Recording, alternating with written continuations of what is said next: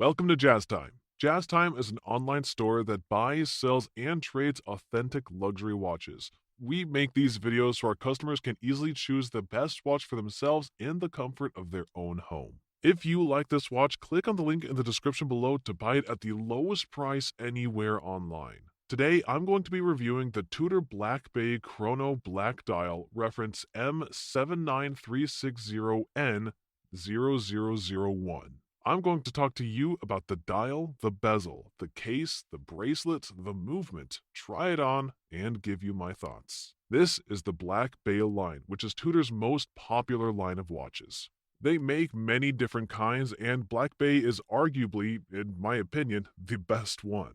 And this one is the Chrono, which stands for chronograph, and it tells the elapsed time. Or you can calculate the elapsed time with it, and it's more complicated and it also looks better. Now, we are going to talk about the case here. The case is a 41mm case, and you can't talk about the Tudor without referencing its older brother, the Rolex Daytona, of which it was inspired by. Meaning it has a few interesting quirks and features that make it distinct from Daytona.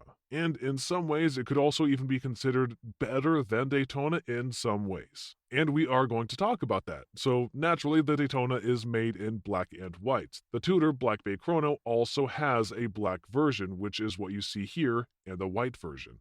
And what makes this one interesting, this is the black version of it. The dial here is also black, but it does have white subdials. And interestingly, for example, on the Daytona, there are 3 subdials. On this one, there are only 2 subdials. So that's quite an interesting detail, and it actually makes the watch look very symmetrical. And what else I might note here is that when I said it is a little better than Daytona, well, the Daytona does not have a date function, and oftentimes we don't remember what the date is, 1 through 31. So that it actually has a very handy feature, and here on the Tudor, which is a much cheaper version than the Daytona, it actually has the date function. I don't know why the Daytona does not have the date function on it. It seems strange to me. They've just released the new 70th anniversary of the Daytona, and I thought it would for sure have some date function, but it just didn't have one. And maybe they're saving it for the 100th year.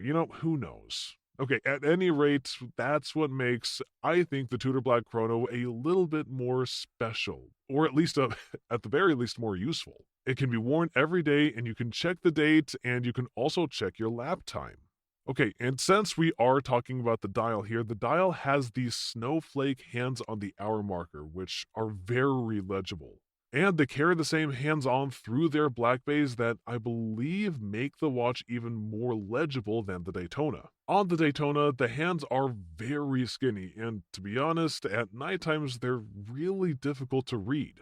So, in that sense, I would say, in terms of legibility as practicality, the Tudor Chrono is one up on the Daytona again. Alright, and what else I might note here is something pretty interesting. You look at this red print right here. You might think, well, what's the big deal? It's a little red printing. It's not a big deal. It just tells you the depth. On the second hand, it has this little bit of red on the second hand, and you might think, okay, what's the big deal? Well, you know what? Daytona doesn't have any red on it, and red is typically associated with racing.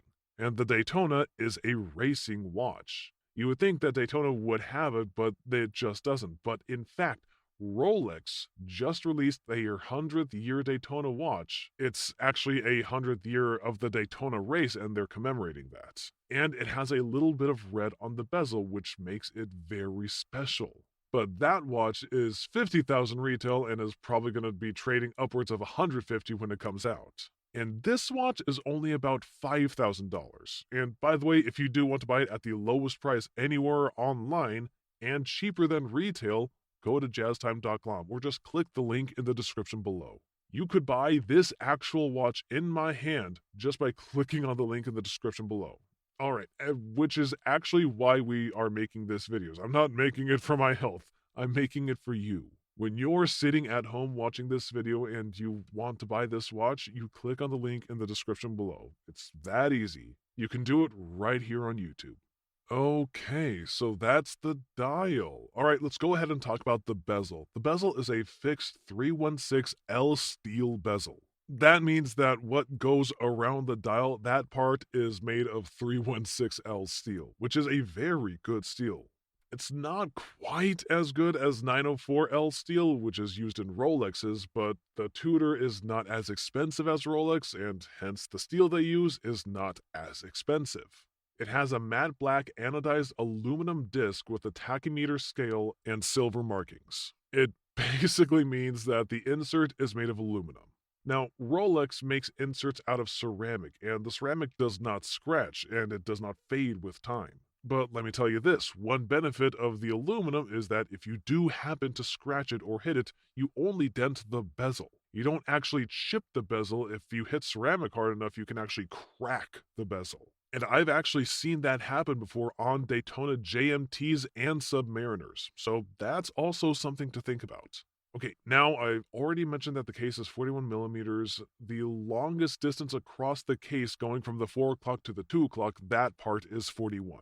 What I might also note here is that on the case, it actually has what are called chamfered edges. Now, if you look at the edges of the watch, when I lay it on its side profile, you can see the edges. They're actually a high polished chamfered.